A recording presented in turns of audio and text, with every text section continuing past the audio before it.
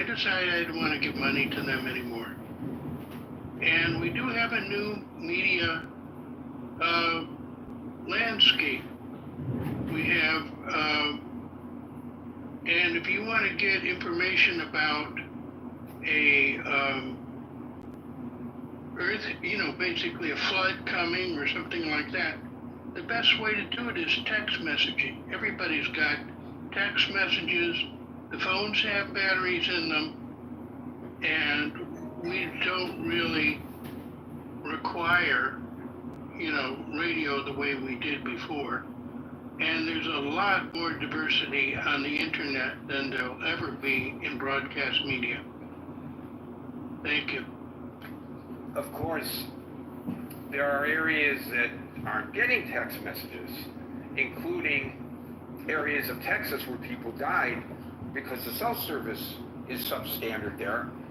So you can't 100% rely on that. And by the way, in West Virginia, there's a huge area of West Virginia, and Steve can speak to this better than me, that is a no radio zone because there are these super secret listening stations there that the government is running. So there are no internet, there's no Wi-Fi service, there's no cell phone service.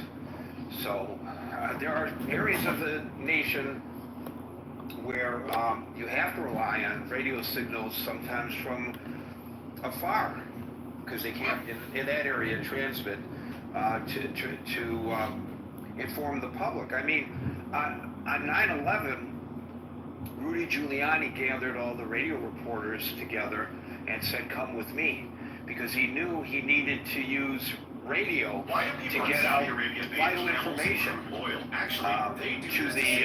the public. So I would argue that radio does play a massive role beyond what text messaging can do for us in times of emergency. Well, I would argue that we would be well off to take things like we did with the universal telephone service, and work on plugging those holes out, which, and then basically making a medium, but not, saying what you go over it. And also satellite, like what Starlink is doing, having satellites that can reach every place in the world, regardless of what mountains might be there, because they're looking down.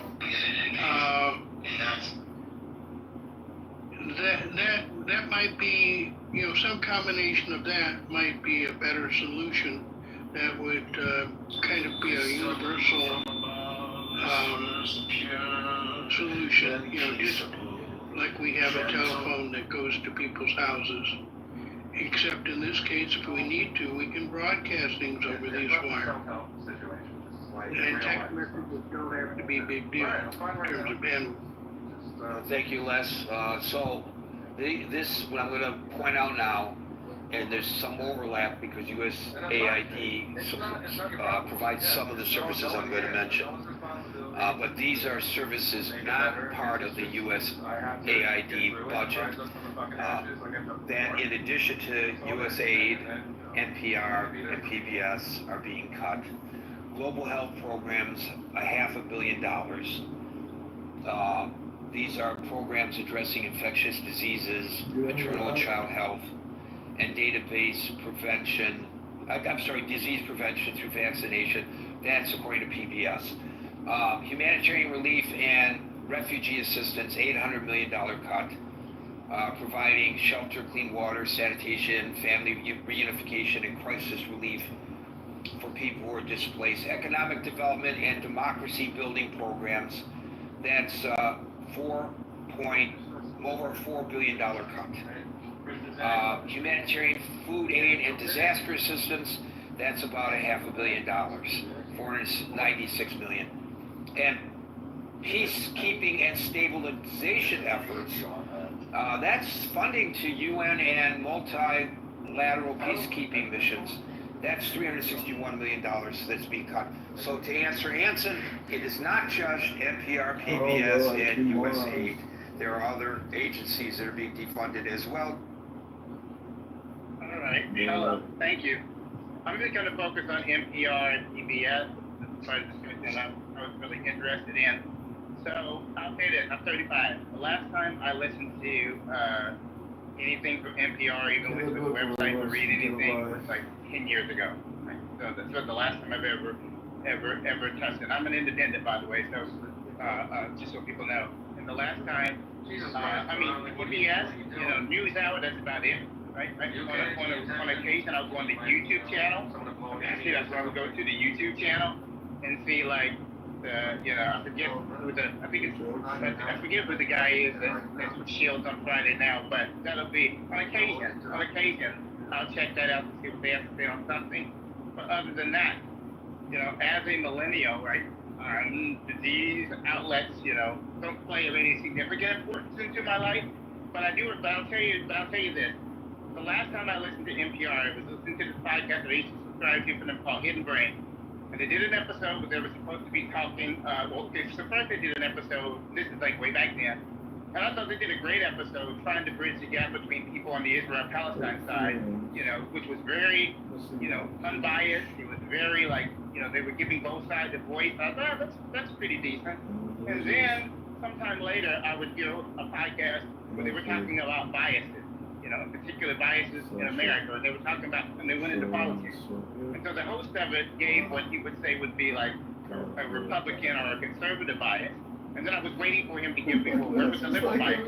He never did, right? He just jumped onto a whole completely different side. And it was at that point, I was like, I've always felt that NPR was trying not to say that it was liberal, but it is pretty liberal. Not that that's a problem, but I wish he would just be open about it, right? And I was like, But I was like, okay, I'm pretty much done with this particular platform, right? It's not really of interest to me. And I used to listen to some other things on NPR radio and stuff like that.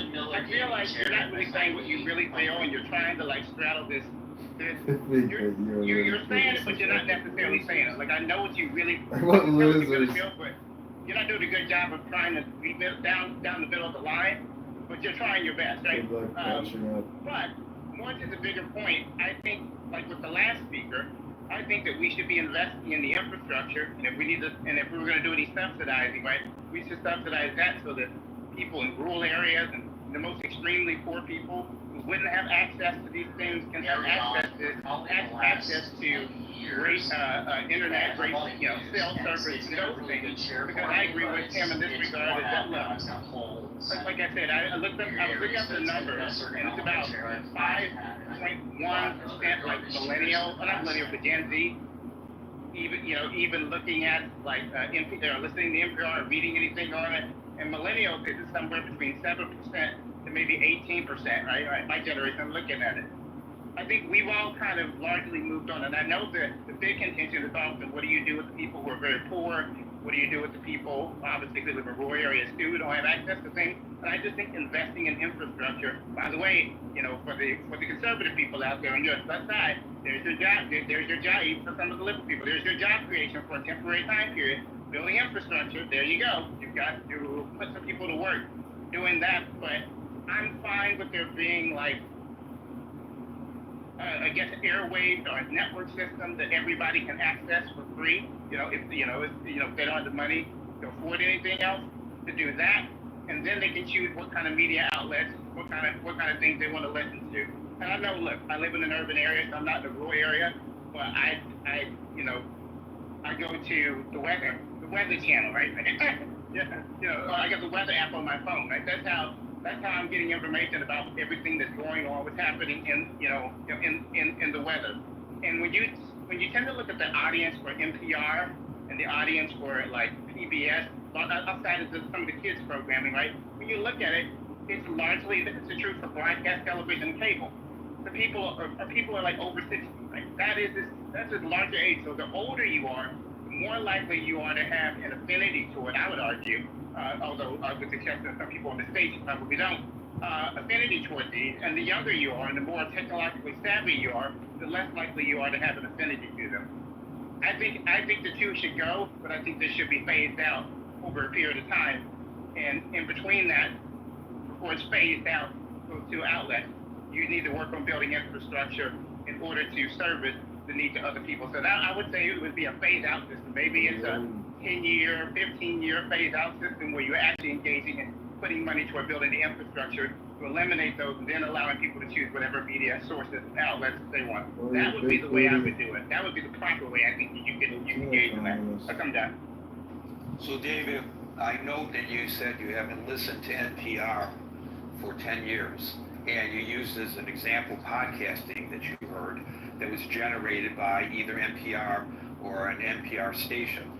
Those podcasts are not funded by the Corporation for Public Broadcasting, and so therefore these cuts would have no impact on them. They are funded solely through listener donations and corporate sponsorships. So that would not apply. So if you heard a bias in a podcast, which may be reflective or may not be reflective of a bias on the airwaves, rest assured that your tax dollars did not pay for that bias. Jane. Hey Gary, thanks. Well, I'm glad that first we have got to the question from one's personal experience is sometimes illustrative, so I will take that same liberty. By the way, quick hello, shout out to future Congressman John Kitover. A couple of anons listening, you've got quite an audience. This is what I wanted to share. It's like only in a critical thinking form might this be allowed. So take like one step back, zoom out, pick your metaphor for observing what's going on in the United States. And the amount of really, I think what I certainly consider hateful, venomous, shitting on people because of what language they speak. These are not new American behaviors, patterns.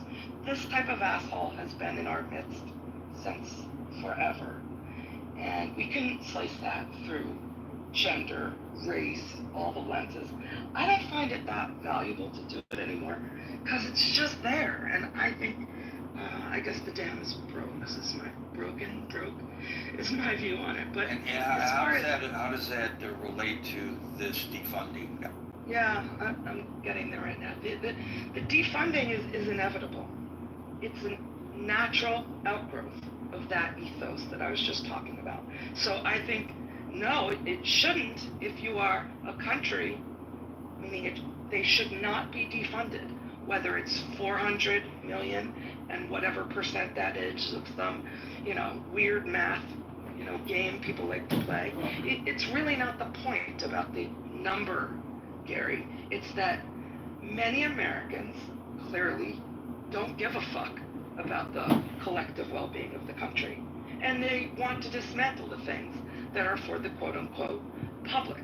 So I think it's terrible, but I think it's inevitable. And my personal connection to this is just on the library in our town. Terrible. And we're starting the new, I'm sure you've been a part of these, it's not fun, strategy for the next 5 years.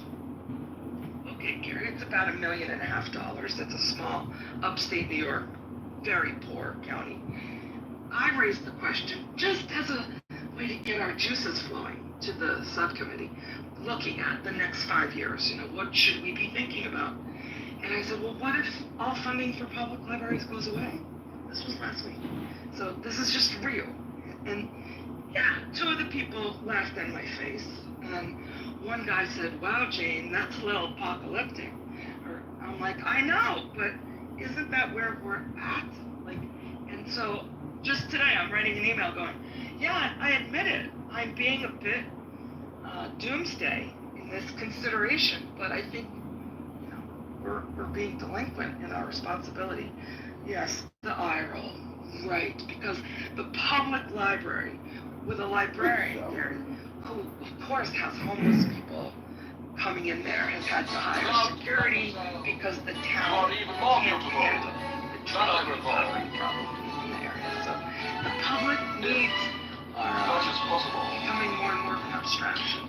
Sadly, to most Americans. So I think we should all share for this to be the first and really gutting of the good things that most of us grew up thinking. Who would argue with Sesame Street? It's good for kids. It's all mine. It's this weird takeover of the American, the percentage of Americans. I must apologize for my tardiness. 'Twas next to They're also impossible. the same.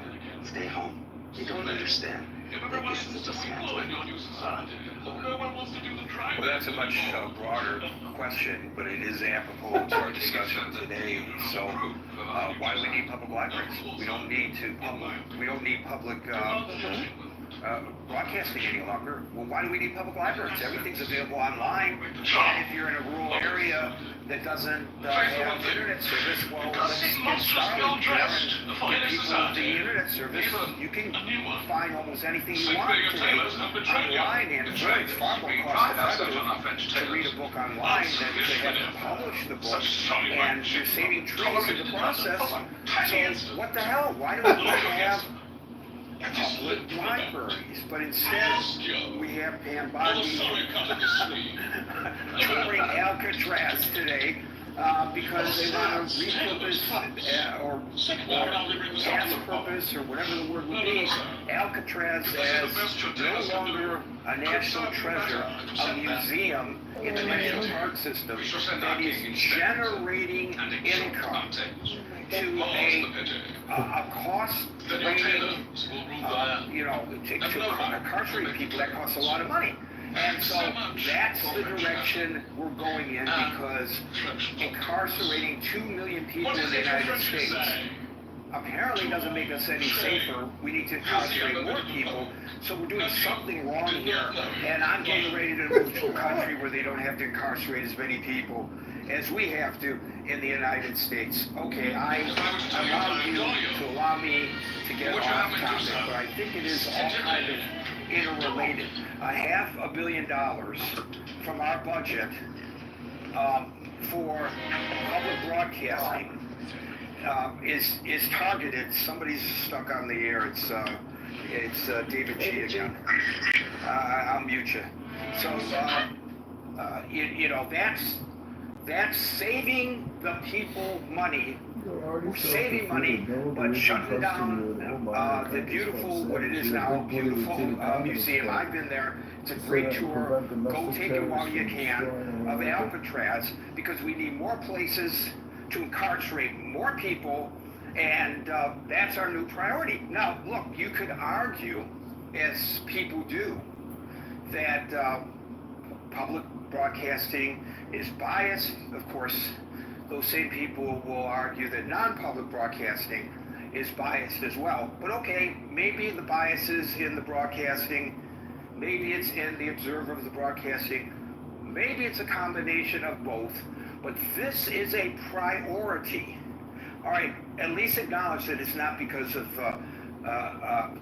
fiscal savings. $500 million, really? Less than $500 million. Is that really your motivation? Or is your motivation philosophical? And then acknowledge that it's philosophical. And I appreciate people who do, even if I may or may not agree with them. I appreciate that argument. But to argue that we're making all these changes to save money, when actually what we're doing is we're shifting money from, look how much money they've budgeted for ICE this year as compared to previous years, far more than is being funded for the FBI, because right now it's in the public's mind that we've been invaded. We have to put money into ICE. We have to have them running around in the way that they do. There's justification for the way they're doing it, all that kind of stuff. Jane is right. The reality is that there is a shift right now in priorities in this country. And I think the liberals need to wake up and realize that that's exactly what's happening. And I think that's your point, Jane, correct? Absolutely, Gary. Thanks for making it more succinct. Well, I don't think I've made it succinctly. We're building, as they say. Yeah, no, it's staggering to imagine. Yeah. I was going to be more dramatic and say, I think this is like a 21st century crystal meth, and we should take it as a fucking warning. Not just about Jews, Gary.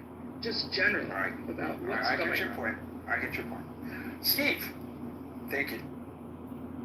Yeah, well, you know, as far as serving the rural community, I happen to live in one, and I can tell you hardly anyone that if you'd bring these entities up, they think anything about ever listening to them ever.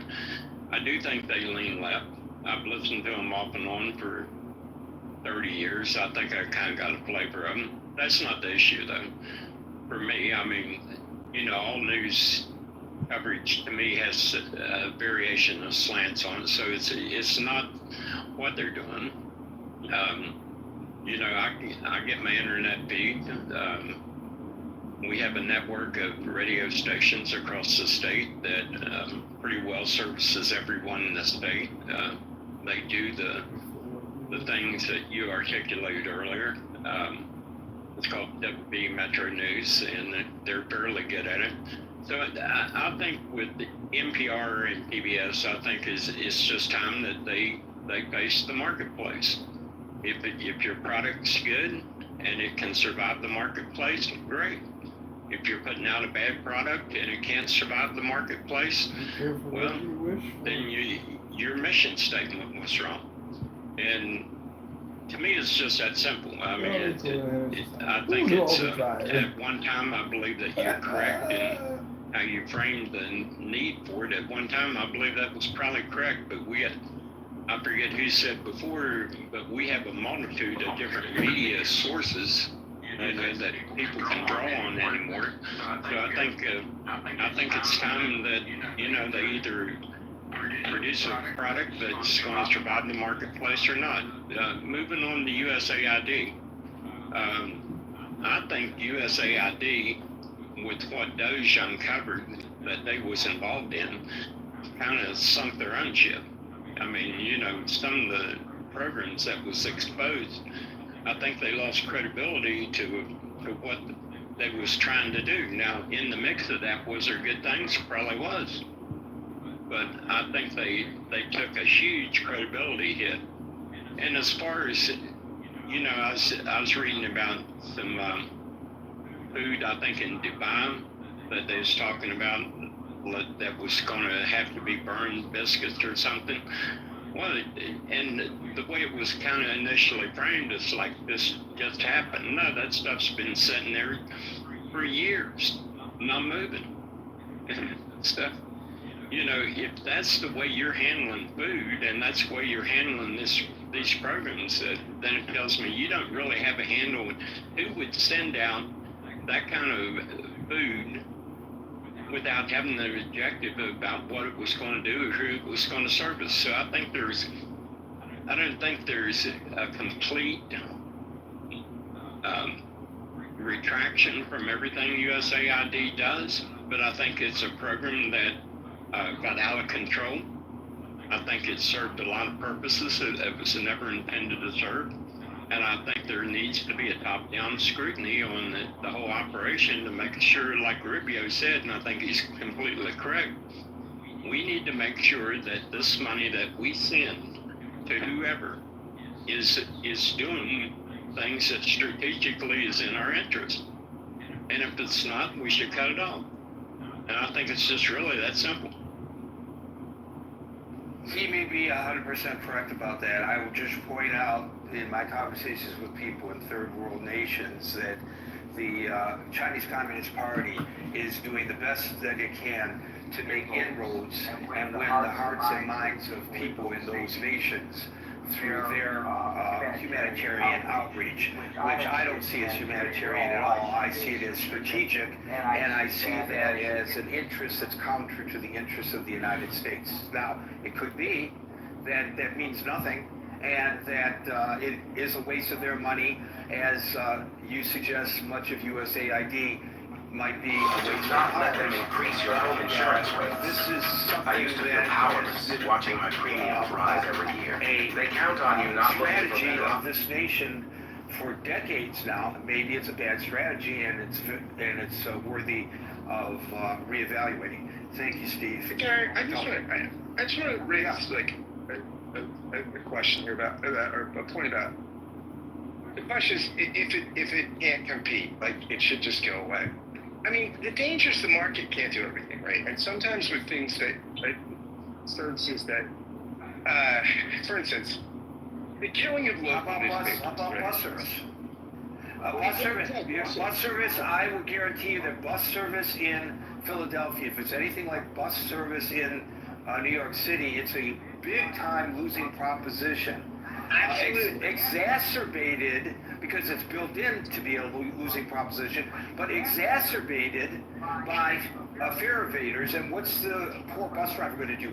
Get stabbed because he demands or she demands that the person pay, and I have to ride on that same bus, and I pay. Well, why should they not pay? Well, because I'm now subsidizing them because they just either can't afford to, or in many cases, because it's so heavily subsidized, the fares are relatively low. It's not that they can't afford it, it's just that they know that they can get away with it, so they do. I've seen people get on the train and not pay and get off at Newark Liberty International Airport to take a flight. Well, if they can afford the airline ticket, they certainly can afford the few dollars to take the train, the public transportation train, to the airport. It's that they do it because they can, not because they cannot afford. Yeah, no, absolutely. I think that there are certain things that everything like there are certain things we subsidize, right? Libraries are a good example, right? I mean, the free market's not going to do that, right? It's just not, right? It's not going to replace public libraries, which are, I use my library all the time. So I just think that, again, we could debate whether or not NPR is one of those goods, right? But to just say everything should compete in the marketplace the same way, I think it's a sort of crass and flat understanding of the market. Well, that's not. Yeah, I mean that wasn't my point at all. My point was this: is to Scott's point, there are situations, and he pointed to the library, which I think is 100% accurate, that would be an example of a non-competing marketplace entity. But to his point, we have a saturation of media. It's not like if we lose these entities that we're going to have a media blackout. So you have a saturation of competition. When they're for profit, they're very different, right? I think it's a different animal when it's a for profit thing. It's managed by being nichier and that stuff. I think something in the public trust, which public radio is by nature, serves a different end. But to my point, Scott, is that you're talking about content and articulation of the certain sections of media. And my point is, we have such a stratification of media in such quantity anymore that you can pretty well get anything you want. So it's not like there's a niche out there that can't be filled, that NPR or PBS is going to fill. So there's nothing like what WHYY could do. Nobody is going to do what my local NPR is. I listen to it every morning. Nobody is going to do this sort of combination of local and national content served all in one thing. No one's going to do that. There's just, I don't know who could staff something like WHYY. We have one of the top public radio stations in the country. Nobody could do what HYY is. No, again, they won't close without their funding. Most of their funding is from donor spaces. But they do something that would not easily be replicated. Just the staffing alone. I mean, it's just, I don't think you could. I think there's a danger in saying, well, if their model is not effective, then they should close up shop and not expect the public to pay for it. And that is an argument that one can make. But I will point out that in Washington, D.C., where people have the choice of 3 public radio stations, so that kind of, if I'm a public radio station aficionado, I could be listening to any of those 3 stations. The programming is not identical, but it can be similar at times. The top listened to station among all age listeners in Washington, D.C. is WAMU. That's a public NPR affiliated radio station. Now, WTOP is the strongest commercial radio station in Washington, D.C., and they've got terrific billings, so they are financially more secure than AMU, which cannot air commercials. But to suggest that the station, because it's public, is not able to generate the kind of finances that the commercial radio station can, is an indication that that station is not serving the public. Well, at least in this snapshot that I gave, the example that I gave, that's not the case. The station is super serving the public. It's just that the funding model is different. And so I don't know, Steve, whether it's a fair comparison. I think it's more apples and oranges there. Look, if nobody's listening to the public radio station, and you suggest that in rural West Virginia people are not particularly enamored with their public radio station, then perhaps that public radio station, for whatever multitude of reasons, is not properly servicing the community. And if they lose the funding and they go away, nobody's even going to notice. I get that, but that's not necessarily the case at all. Yeah, no, it isn't that, Gary. I think that the majority of the people has moved on to different media sources. I've listened to the local NPR. It's very similar to what I've heard in other states, and even states where I listen to it out in metro areas, large metro areas. It's very similar content. I think the point is that people are consuming different types of media, and that the traditional NPR type model is not being heavily consumed as a rule. Maybe in DC, where it has a niche market, that could be true. But I think a lot of people anymore just get on their phones or they click on the radio going down the road, and I think that's become the consumer habit. I don't think it's something that is like we just don't want to listen to NPR. I think it's just a decision that's being made by media consumption in general. Amen to that. That's 100% true. Double. And by the way, we're now at 5:58. A lot of people on the stage. We will not be adding anybody to the stage. I'm going to try to get through everybody as quickly as possible so everyone gets a chance to speak. Gary, can you hear me okay? I can try to adjust my connection if there's a problem. No, you're fine. You're fine. That's great. Look, I have some personal connection, I guess, or in the sense that I've listened to NPR quite a lot. I listened to it in the late 90s in various cities. I listened to, and definitely into the 2000s. I remember having a conversation with my uncle, who was this, self-described libertarian who wants like very small government stuff.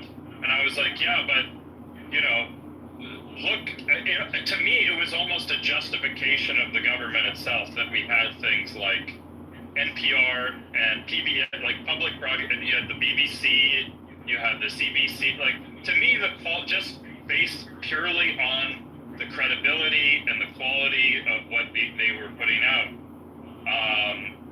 I was like, yeah, we need more public institutions like this. Yes, tax me and spend it on this sort of thing.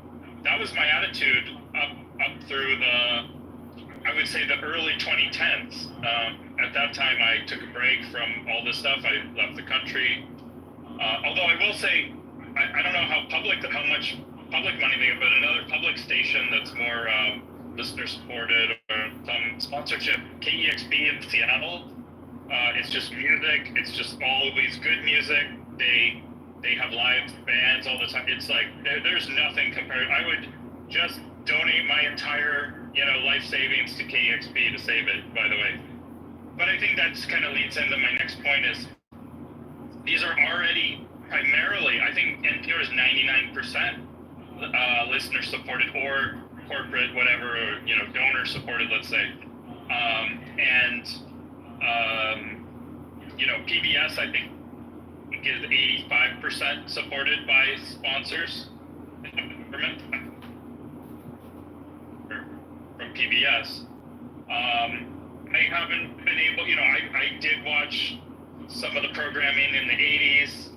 I like some of the documentaries in the 90s, and anytime let me just say, when I've checked in to news-related content or other kind of content in the last, it's declined. There's still some good stuff that PBS does occasionally, but it's really been tainted by a certain ideology. You could call it, there's been not a full institutional capture. I mean, it's not as bad as if you go in some of the other clubhouse rooms, for instance, and listen to some of the things just direct teachings from what you might call grievance studies departments in universities.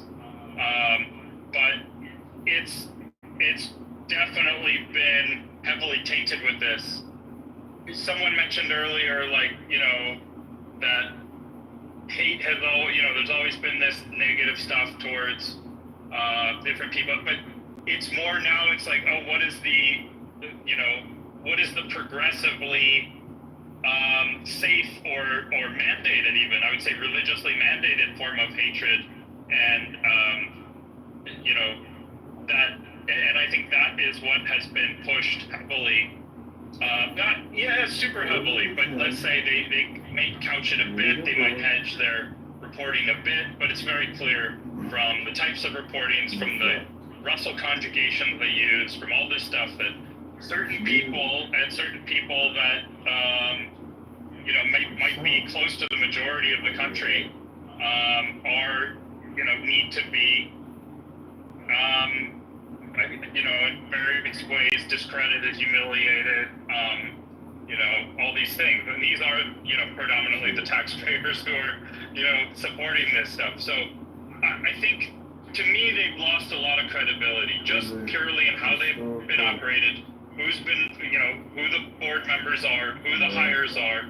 If you looked at the testimony, I think it was the head of NPR, the lady who did that, the political witch hunt led by Marjorie Taylor Greene or something, but her answers were terrible. I mean, it really is like, no, I don't want Marjorie Taylor Greene, as ugly a human being as she is in every possible way, I think, frankly, won that argument. And it's like, yeah, I don't want my tax dollars going to, if this is how they're running their ship, and they're not course correcting in a significant enough way, and they're not admitting that they made, I think they did actually admit they made some mistakes, like Hunter Laptop. I think they actually admitted, since every bit of evidence now, they can't deny it anymore. They said, oh yeah, we should have actually reported that. But, I don't know. I think, Gary,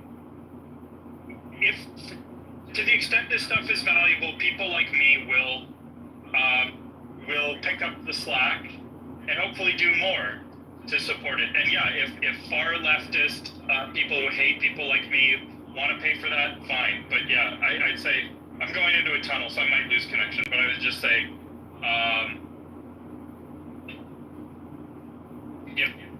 Yeah, I think we have lost you double. Thank you.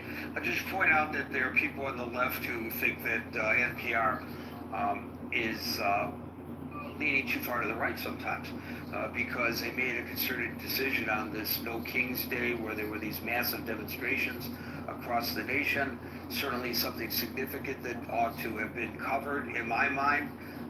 They made a decision at the highest level of the news division of NPR to not cover those. Maybe it's because they were afraid of criticism, such as the criticism that Doge has leveled toward them, and so there may be a little gun-shy covering things that they ought to cover for fear that they're covering it because they are supporters of the demonstration, not because it's newsworthy. Ragged.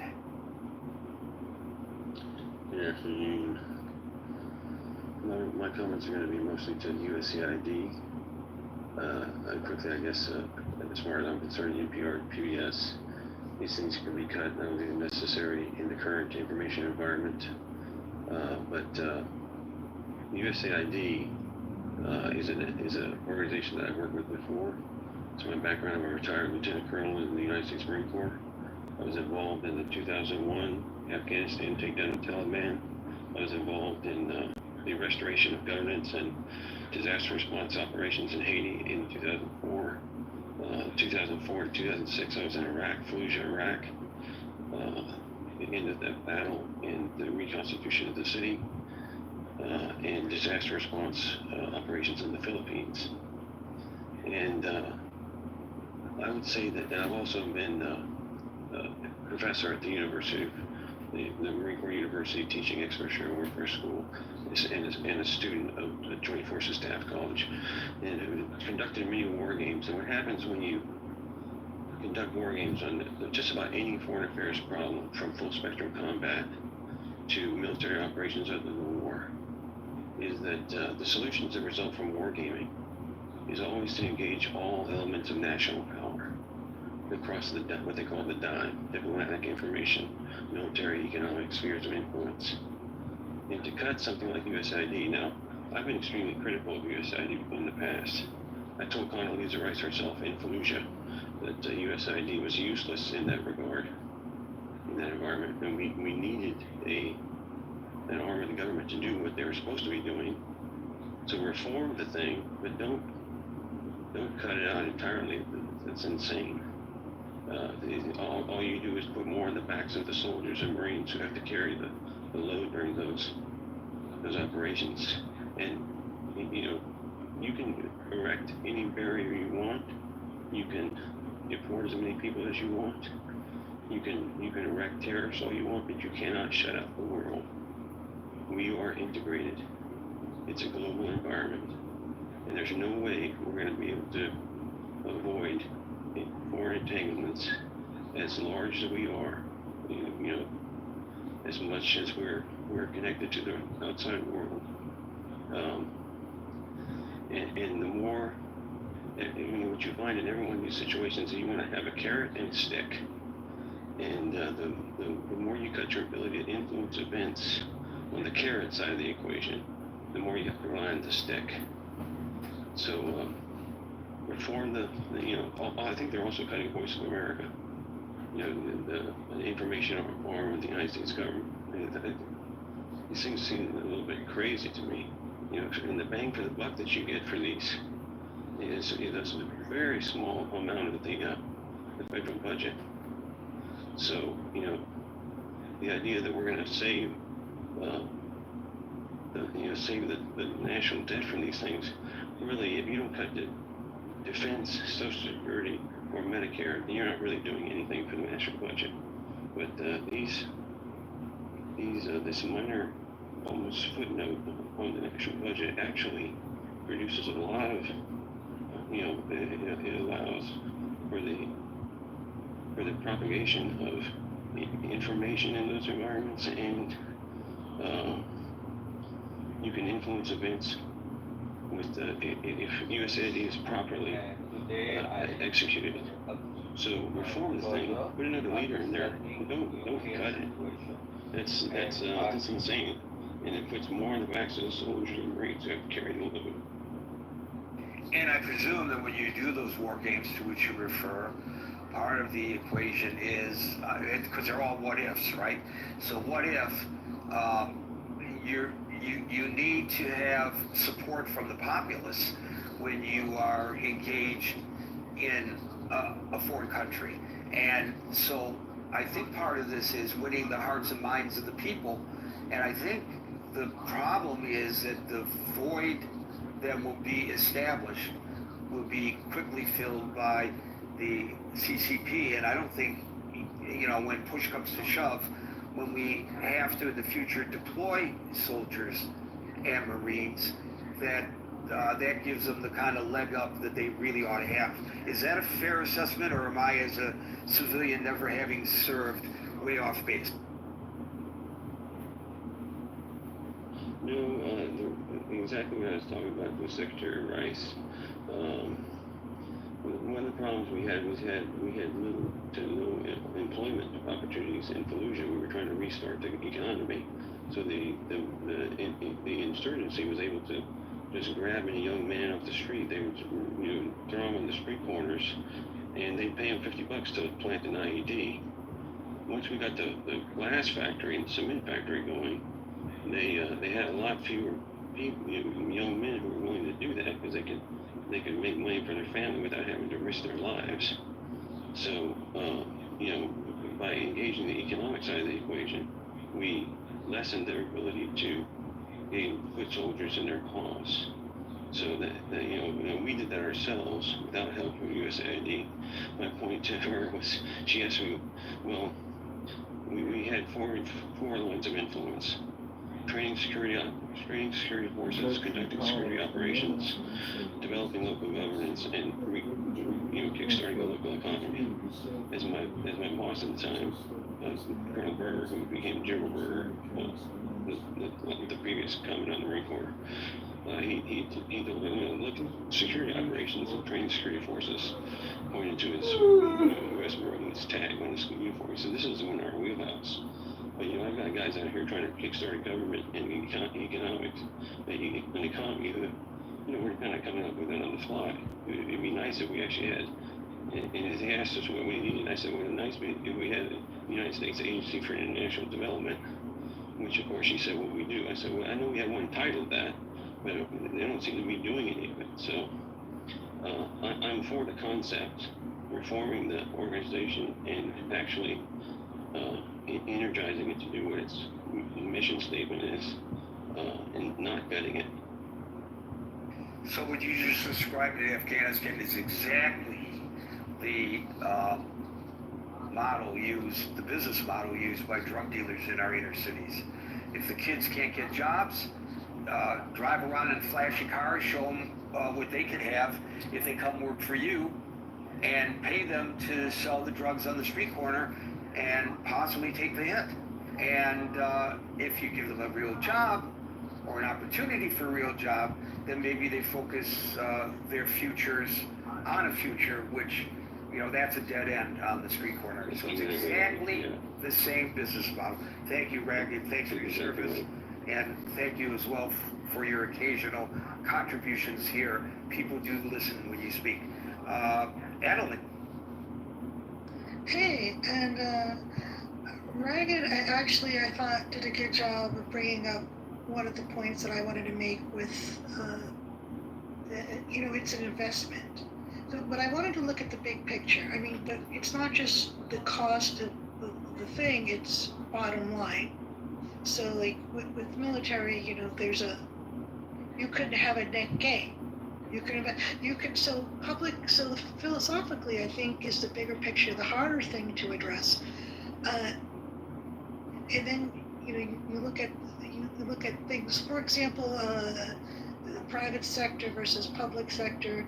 We have medical research. Where are the drugs? There's some drugs that we don't have because it's not profitable to make them. So there's a lot of these things that could make quality of life better for everyone, I bet, if it was feasible to do the many years of research and everything. So sometimes, there's definitely a place for this public sector. And I'm big on that because potentially that's where you could really, all hands on deck. You could really get things done, potentially. But then there's this side, what I call the bureaucratic side of it. How are things done? Sometimes they're not done good. So there's that too. So to do the philosophy, so people, there's two problems. We get on the public side, we have the bureaucratic mushiness of the lack of effectiveness, and on the marketplace side, we have a more corrupt, condensed wealth marketplace than ever. So that's a problem because if the marketplace is messed up in that way, things might not happen right either. For example, advertisers that do it, they're only going to be owned by certain, more bias or whatever. So there's issues with both. But anyways, I think philosophically, people have, that's where you have the differences. Your underlying assumptions, public versus private. in what's understood there, the pluses and minuses. I think a lot of people are kind of ignorant there.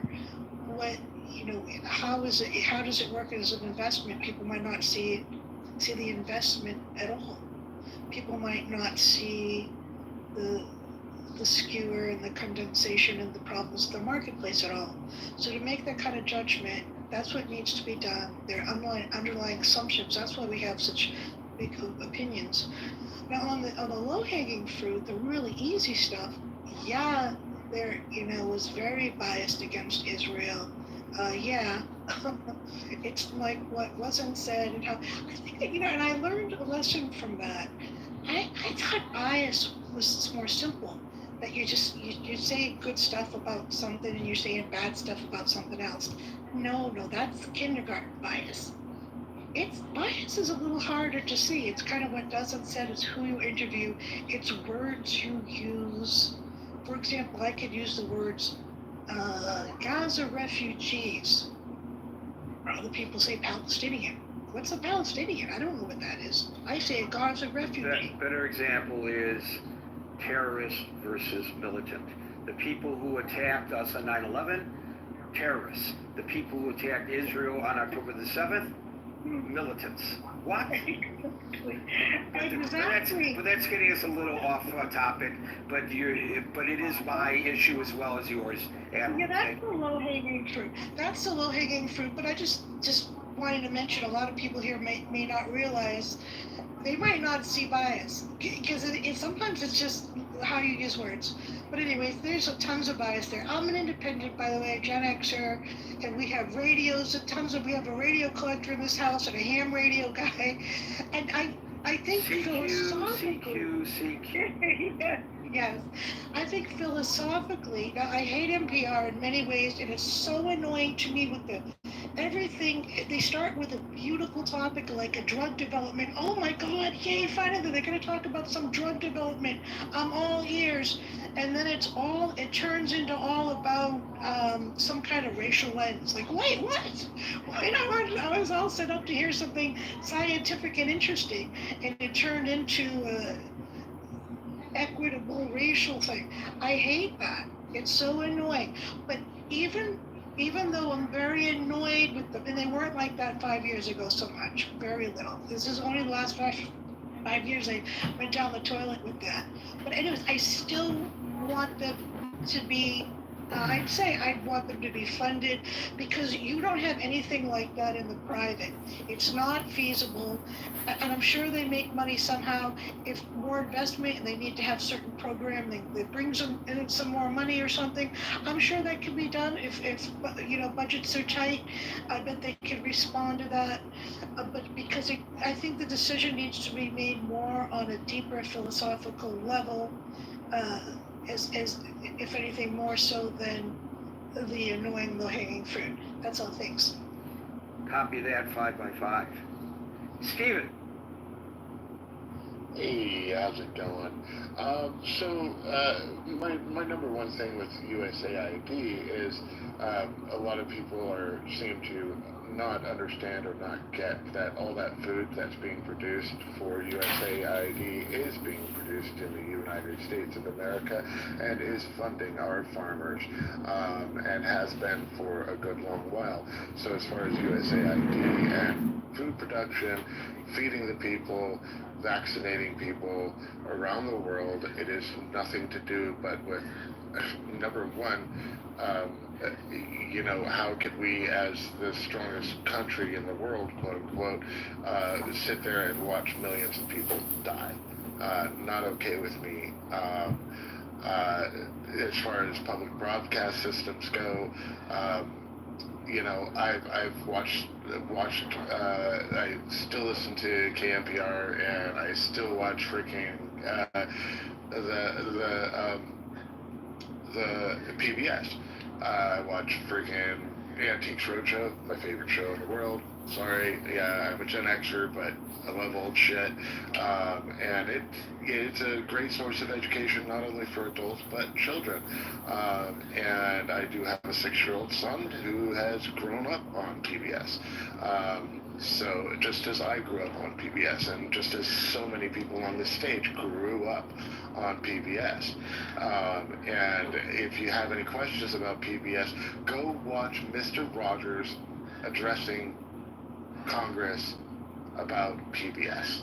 If you have any questions, by far one of the greatest men that have ever freaking graced the television screen and brought so much to the world.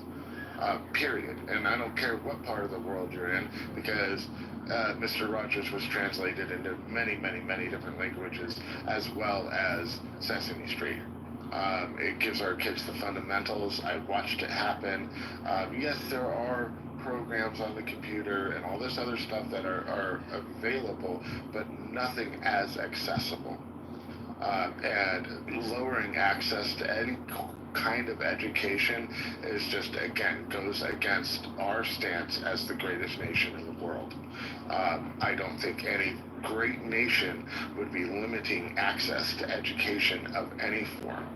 As far as the biases in media go, I think we are all old enough to remember in Ronald Reagan's administration, him and his bills making it to where news agencies didn't have to give equal time to both sides of the story. That used to be demanded. It used to be a that was status quo. That was the equal access was died in the Clinton administration, not in the Reagan. Well, it started in the Reagan administration. It might have taken its final nail in the coffin in the Clinton administration, but nonetheless, we can go through the history books and we can go through the documents and we prove. Well, I lived it. I lived it. I lived that too. I lived it in the industry, Stephen. So I can appreciate that, but all I'm saying is needless to say, who did it? It was a wrong thing to do. Don't care. And I like Reagan as a president. So just like every president, there's some things I don't like about Reagan, and there's some things I do. Just about like Clinton, there's some things I liked about Clinton. There's some things I did not. But here nor there, we need to really wrap our heads around why the media and quote-unquote news outlets have become so one-sided or the other, in order to reinitiate some of these idealisms that we want as Americans, equal freaking opinion. Okay.